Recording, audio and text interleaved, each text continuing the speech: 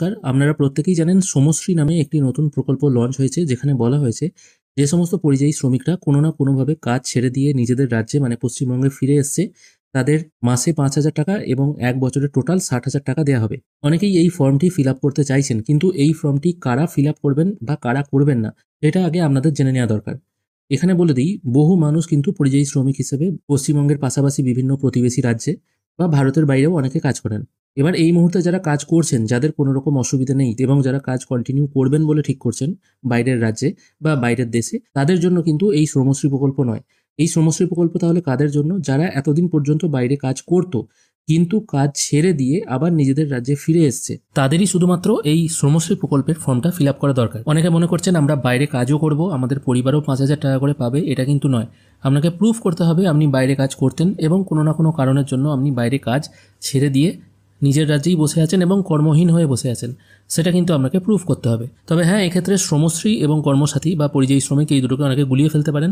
যারা বাইরে কাজ করেন পরিযায়ী শ্রমিক হিসেবে, তারা কর্মসাথী যে ওয়েবসাইট আছে পরিযায়ী শ্রমিক হিসেবে, তারা ওই পোর্টালে নাম তুলে রাখতে পারেন। কিন্তু শ্রমশ্রী প্রকল্পে তারাই নাম তুলবেন যারা আর বাইরে কাজ করেন না, এখন চলে এসছেন। যারা অলরেডি বাইরে কাজ করছেন তাদের কিন্তু শ্রমশ্রী প্রকল্প তাদের জন্য নয়, তারা শুধুমাত্র কর্মসাথী প্রকল্পে নাম তুলে রাখতে পারে। এবার এখানে আমাদের প্রশ্ন আসতে পারে, এবার আমরা শ্রমশ্রী প্রকল্পে নিজেদের নাম অন্তর্ভুক্ত করব কী করে? যাদের ৫,০০০ টাকা করে প্রয়োজন আছে তারা কী করে এই প্রকল্পের আওতায় আসবে? এখানে দেখুন দুটো অপশান আছে, লগ ইন আর নিচের দিকে আছে রেজিস্টার। এবার এই রেজিস্টার অপশানে ক্লিক করলে আপনারা ফোন নাম্বার এবং ফোন নাম্বার ভেরিফাই করে ওটিপির মাধ্যমে লগ ইন করতে পারবেন। তবে মোবাইল থেকে যে প্রসেসটা এখানে দেখানো আছে না, এটা কিন্তু আপনারা পিসি থেকেও করতে পারেন, কর্মসাথী পোর্টাল থেকে। এই ভিডিও আমি অলরেডি গতকাল কিংবা গত পরশু দিন আপলোড করেছি, মানে এই ভিডিওর ২-৩টা আগের ভিডিওটা একবার সার্চ করে নেবেন, তাহলেই পেয়ে যাবেন আপনারা পরিযায়ী শ্রমিক হিসাবে কীভাবে আবেদন করবেন। পরিযায়ী শ্রমিক হিসেবে আপনারা যদি আবেদন করে থাকেন তবেই কিন্তু আপনারা শ্রমশ্রী প্রকল্পে নাম তুলতে পারবেন। ডাইরেক্ট শ্রমশ্রী প্রকল্পে আপনারা নাম তুলতে পারবেন না। একবার আপনারা কর্মসাথী পরিযায়ী শ্রমিক প্রকল্পে নাম তুলে নিলে বা রেজিস্ট্রেশন করে নিলে, ওখান থেকে আপনারা আপনাদের ফোন নাম্বারটা দিয়েই এখানে লগ ইন করতে পারবেন। লগ ইন করার জন্য কর্মসাথী প্রকল্পে যে ফোন নাম্বারটা আপনারা পুট করেছেন সেটা পুট করবেন।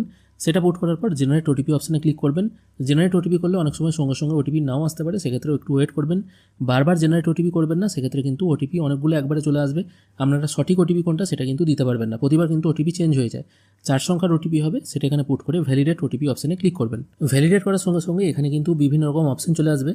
প্রথমে আছে ট্রাভেল অ্যাসিস্ট্যান্স, মানে শুধুমাত্র ভ্রমণ সহায়তা, মানে আপনি বাইরে থেকে এই রাজ্যে ফিরবেন, সেক্ষেত্রে আপনাকে শুধুমাত্র ৫,০০০ টাকা দেওয়া হবে, বাৎসরিক কোনো টাকা দেওয়া হবে না যদি এই অপশানটাই আপনারা টিকমার্ক দেন। যদি পুনর্বাসন ভাতা নিতে চান তাহলে আপনাকে ৫,০০০ টাকা করে 1 বছর টোটাল ৬০,০০০ টাকা দেওয়া হবে।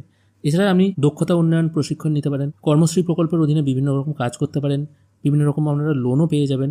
যেটা আপনার ক্ষেত্রে দরকার সেটা এখান থেকে আপনারা সিলেক্ট করে নেবেন। এক্ষেত্রে আমি পুনর্বাসন ভাতা এটা সিলেক্ট করব। তারপর এখানে আই হেয়ার বাই ডিক্লেয়ার আছে, এটির উপর টিক মার্ক দিয়ে ইয়েস অপশানে ক্লিক করবেন। এখানে দেখুন অ্যাপ্লিকেশন সাবমিটেড এরকম একটি মেসেজ চলে এলো।